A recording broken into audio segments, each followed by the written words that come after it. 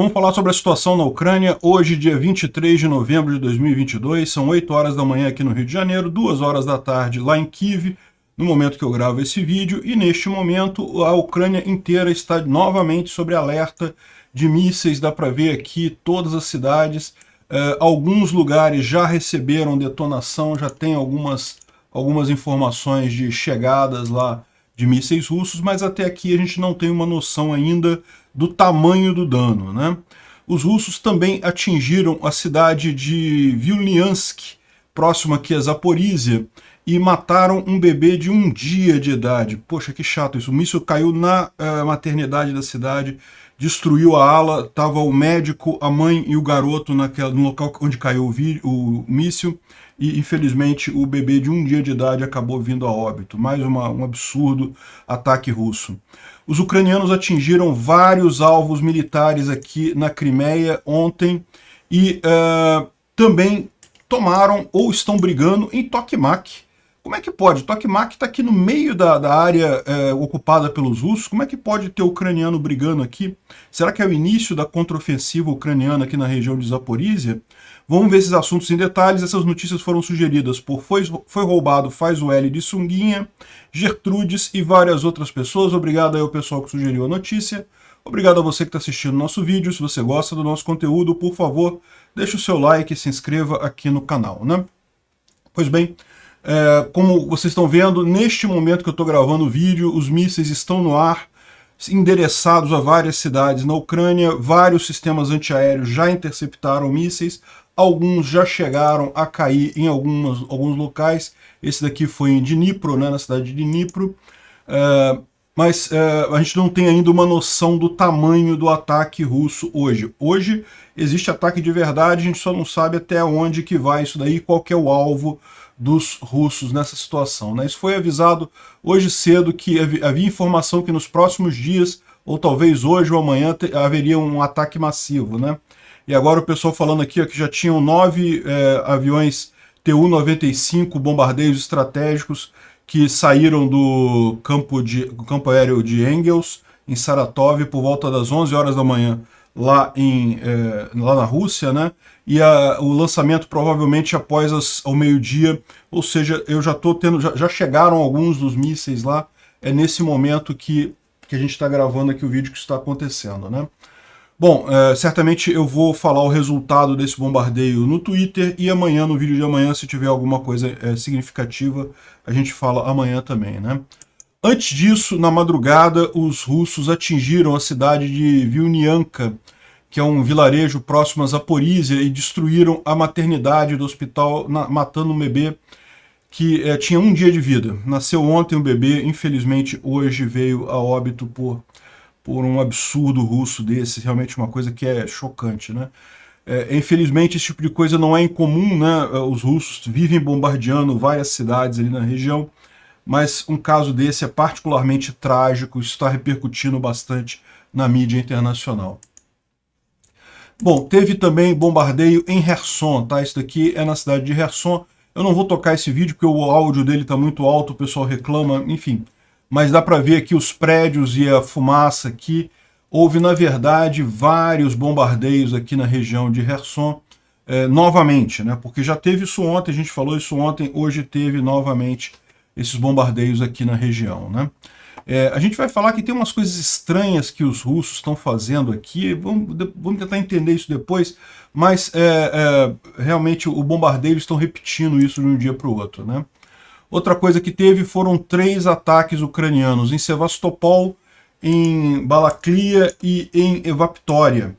Então tem aqui, ó, Sevastopol, Balaklia, Evaptória é aqui, e parece que teve também no campo de saque agora. Evaptória,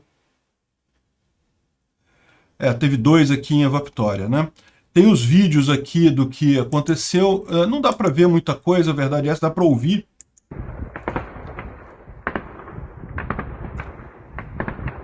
Parece principalmente disparos de defesa antiaérea tentando atingir talvez um drone. O mais provável nesse caso acho que é drone, né? Até porque, como vocês sabem, a Ucrânia não tem mísseis capazes de chegar nessa região, pelo menos não tem por enquanto. A gente vai falar que talvez Israel forneça esses mísseis para a Ucrânia, mas por enquanto a Ucrânia não tem como atingir esses locais com um míssil, mas atinge com drone. Então pode ser que sejam drones ucranianos fazendo esse ataque aqui. O porto de Sevastopol chegou a ser fechado ontem, justamente em função de risco dos russos em cima desse ataque ucraniano. Não se sabe se houve de fato alguma coisa destruída nesse ataque, mas que houve bastante explosão, bastante coisa lá na região, certamente houve, né? Aqui são os russos falando no Telegram sobre Balaklia e também sobre Sevastopol, que justamente onde foram os vários ataques, né? E a Rússia anunciou hoje cedo, às 10 horas e 40 da manhã, lá em Kiev, né, que ela está em alerta na Crimeia. O que significa isso? Né? Que eles estão mostrando os trabalhos de reconstrução da ponte da Crimeia, mas o que ele está dizendo aqui? Né? Eles estão, a grande preocupação deles é que eles começaram a perceber que os ucranianos estão planejando, de fato, atacar a Crimeia, né? Ou seja, algo que deveria ser óbvio para todo mundo, né? Ou seja, a Crimeia pertence à Ucrânia, é direito dela retomar a península da Crimeia, mas até essa invasão russa do território ucraniano, os russos não achavam que a Crimeia corresse qualquer risco, tudo caminhava para ela ficar naquele limbo jurídico que ela estava, né? Apenas a Rússia reconhecia a Crimeia como sendo Rússia, o resto do mundo ninguém reconhecida como sendo ucraniana, mas do jeito que estava ali, estava sendo controlada pela Rússia e ninguém podia fazer nada, então era isso que esperava o Putin, talvez daqui a algumas décadas, tomar conta de vez da Crimeia. Mas ficou claro para todo mundo que os ucranianos têm planos para a Crimeia e que talvez, como eu falei no vídeo de ontem, esses planos estejam mais próximos do que muita gente imagina, né? Mesmo eu, quando vejo isso daqui, a minha impressão é que a Ucrânia tentaria primeiro retomar toda a área no continente antes de tentar a península, porque a península, de fato, apresenta algumas dificuldades, né? Tem poucos pontos de entrada, os russos podem concentrar fogo aqui e basicamente dificultar muito a chegada dos ucranianos aqui, mas aparentemente os ucranianos estão mesmo planejando alguma coisa aqui na Crimeia, né?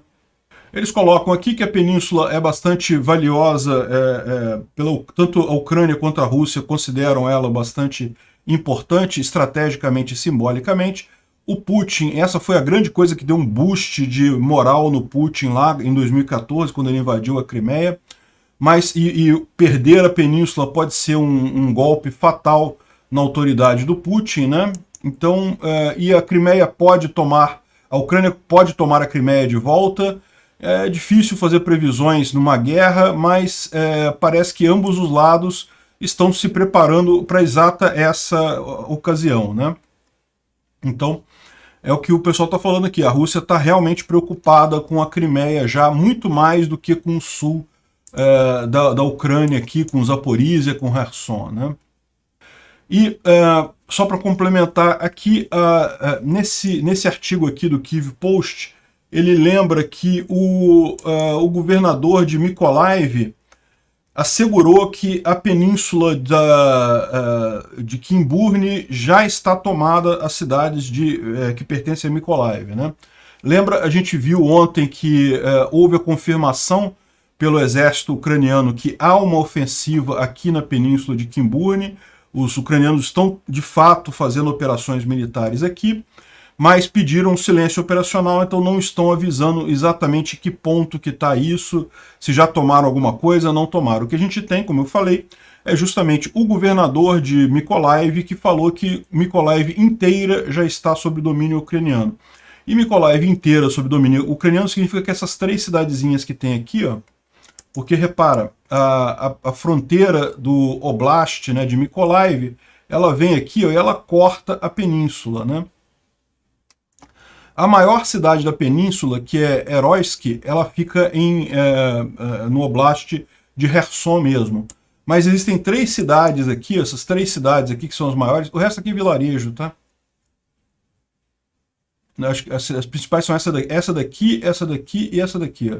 São essas três cidades aqui que são as principais. o resto aqui são alguns vilarejos aqui no meio do caminho, e essas 3 cidades pertencem ao Oblast de Mykolaiv, e segundo o governador de Mykolaiv, elas já teriam sido liberadas pelos ucranianos, né?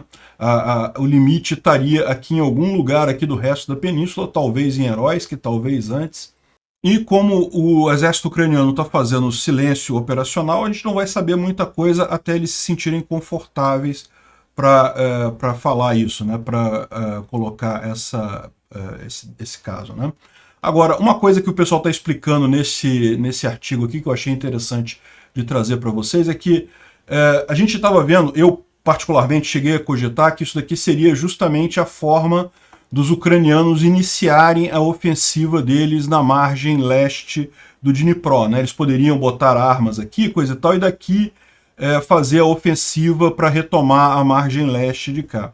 E o que ele explica ali no artigo é que isso provavelmente não seria a melhor opção.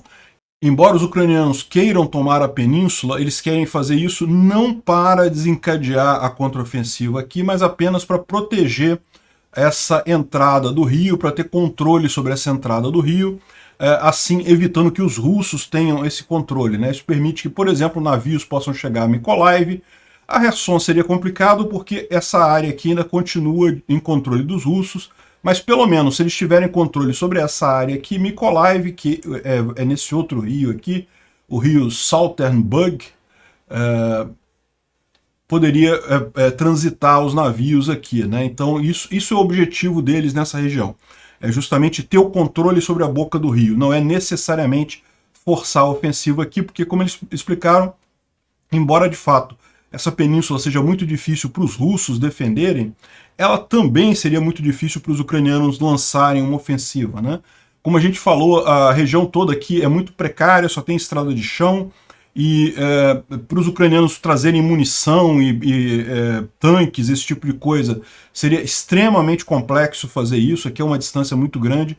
Embora fazer uma cabeça de ponte aqui seja mais arriscada, o fato de ser mais próximo, de ser mais fácil trazer o equipamento, talvez seja uma opção melhor no final das contas do que fazer essa ofensiva a partir daqui, né? De qualquer forma, como a gente vai ver, tem coisas estranhas acontecendo na região aqui, né?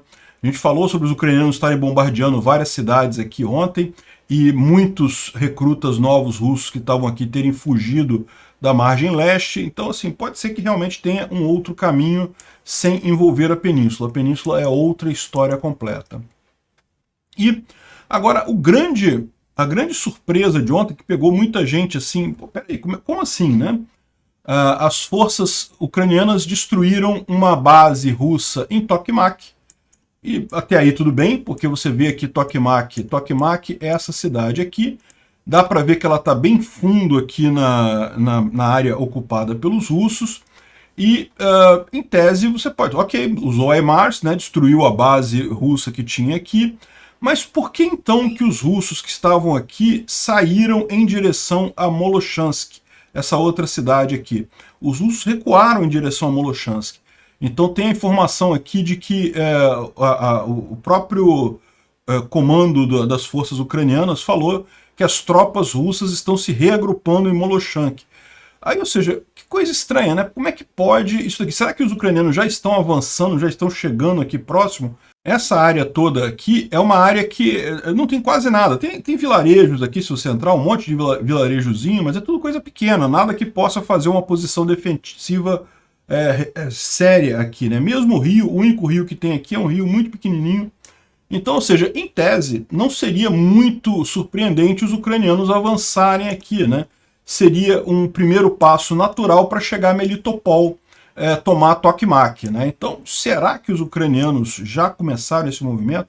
Estão fazendo, de fato, esse caminho aqui em direção a Tokmak? A gente não tem essa informação, né? O que a gente tem só é que na região de Zaporizhia, os russos estão reagrupando na região de Molochansk.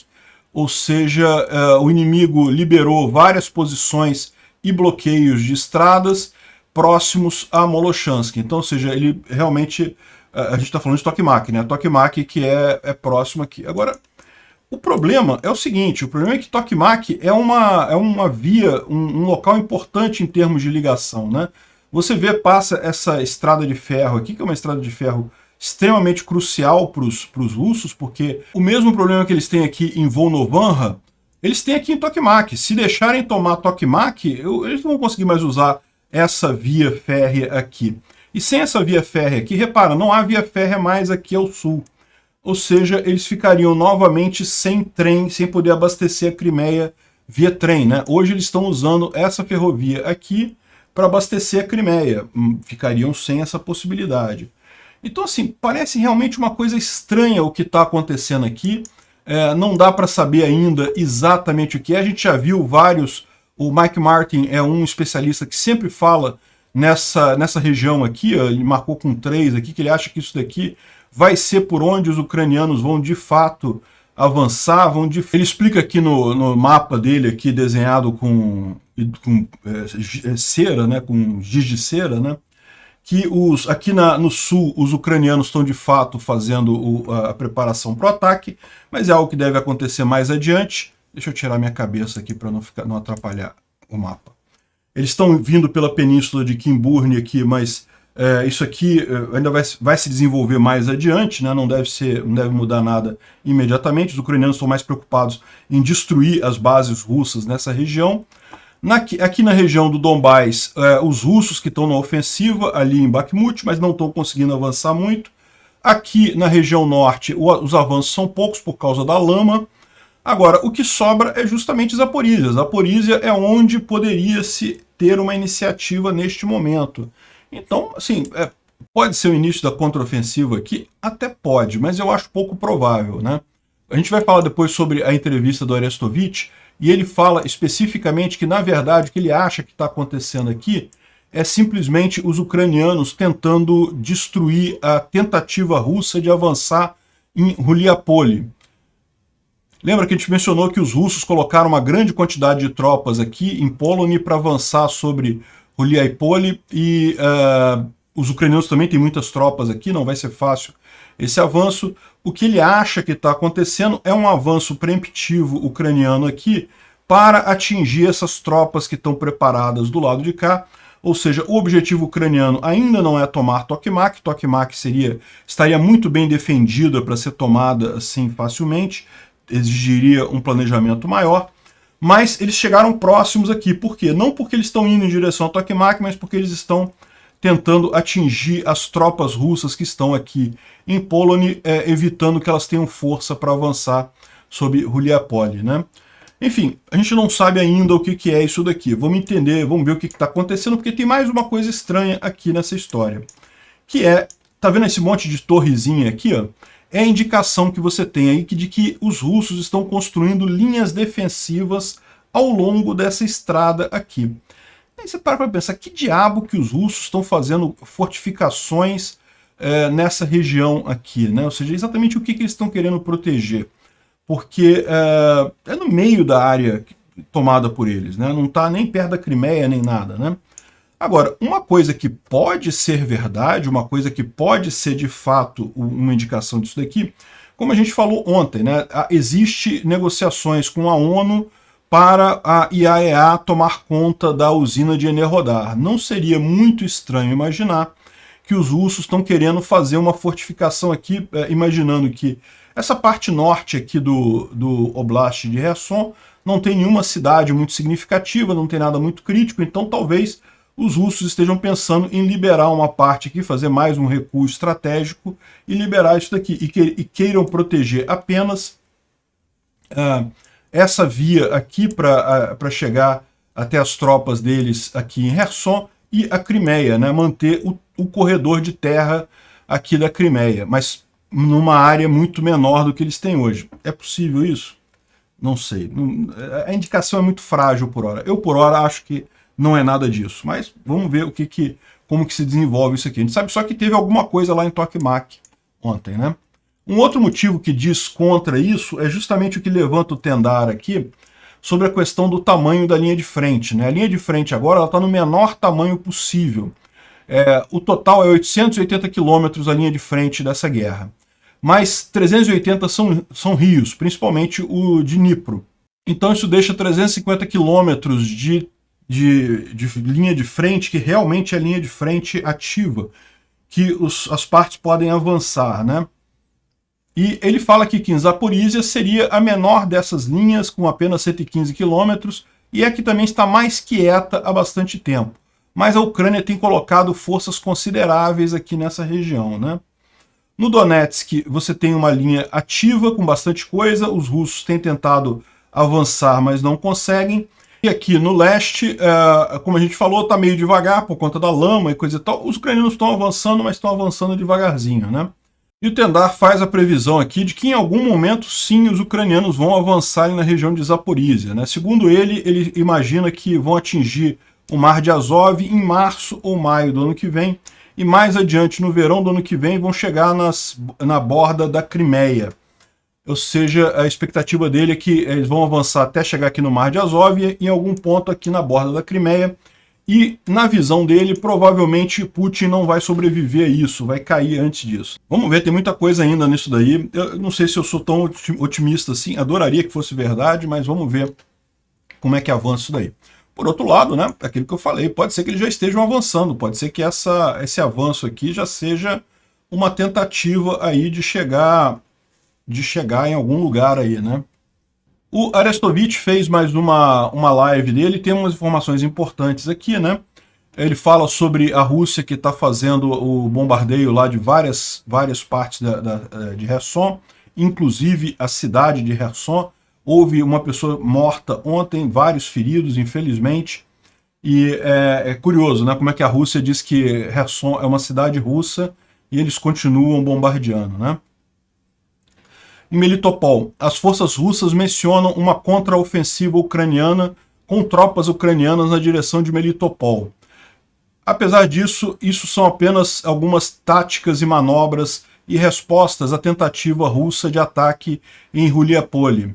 É aquilo que eu mencionei para vocês, né? Embora exista de fato alguma coisa, alguma movimentação ucraniana nessa região de tropas, os russos estão achando que eles estão vindo para cá para tomar Melitopol, mas mais provável é que eles estejam apenas fazendo algum ataque de flanco aqui nas tropas russas que estão aqui em Polohy, tentando atacar o Liapole, né? No resto do fronte, ele fala que não tem nenhuma grande mudança, continua, lógico, a briga, mas não tem nenhuma grande mudança no final das contas. Em Svatov e Kremina, as forças russas reportaram a perda de vários assentamentos, de vários vilarejos para as tropas ucranianas. Mas os ucranianos ainda não liberaram isso, né? Ou seja, seriam vilarejos nessa região aqui, né? Ou seja, pode ser que, como a gente falou, talvez Plochanka, Marinkva, enfim, realmente tem vários assentamentos nessa região aqui, que a gente sabe que a Ucrânia já tomou de fato, mas ainda não tem confirmação oficial nenhuma. Provavelmente são esses vilarejos que os russos já estão confirmando como na mão dos ucranianos, né?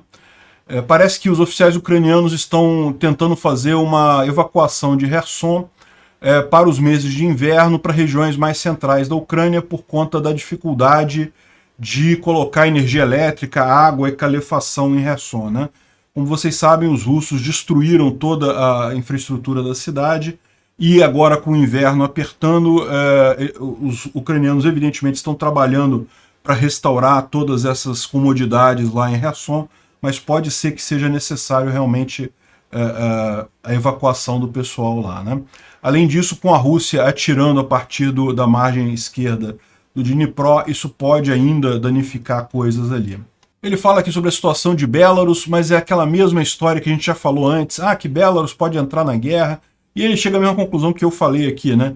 Belarus não entrou na guerra lá no início, quando todo mundo achava que ia ser molezinha, que ia chegar, ia derrubar Kiev em 3 dias e coisa e tal. Você acha que Belarus vai entrar na guerra agora? O Lukashenko não é maluco, não tem nada que o Putin possa fornecer para ele agora. O Putin está cada vez mais fraco, né? O Lukashenko já está num momento, numa luta para manter o poder lá em Belarus. Não tem chance nenhuma de Belarus entrar na guerra. Mas, de qualquer forma, é lógico, os ucranianos têm que continuar monitorando ali a fronteira, né? Não tem como evitar isso. Ele fala sobre novas mobilizações russas, a gente vai falar sobre isso também, e fala sobre Israel, que Israel prometeu mísseis balísticos para a Ucrânia caso o Irã continue fornecendo armas para a Rússia, né? Então isso é uma coisa bastante interessante no final das contas. Vamos dar uma olhada aqui no Instituto para Estudo da Guerra. Ele fala sobre uma possível operação de false flag, ou seja, uma bandeira falsa, um ataque feito pelos próprios russos, mas que vai ser culpado nos ucranianos, isso apenas para aumentar o interesse interno na Rússia das pessoas em servir o exército, né? Vocês sabem, os mobilizados estão totalmente desmotivados, né? Esqueci de voltar a minha cara. Os mobilizados estão totalmente desmotivados na Rússia, eles estão tendo muitos problemas de indisciplina, muitos problemas de mobilizados que não obedecem ordens e coisa e tal. Então qual que é a ideia? É fazer um ataque em Belgorod, dizer que foram os ucranianos, que a Rússia está em perigo, que a Ucrânia planeja invadir Belgorod. É uma besteira, isso todo mundo sabe que a Ucrânia não planeja invadir território russo. Ela faz ataques em alguns pontos ali para dificultar a logística russa, ataques em tanque de combustível, em agrupamentos de tropas, em locais que fazem reparos de armamentos, mas isso não tem o objetivo de invadir Belgorod. O objetivo é dificultar as tropas russas ali na região, né? Então, é isso que domina aqui o Instituto para Estudo da Guerra, o que eles estão falando, né? E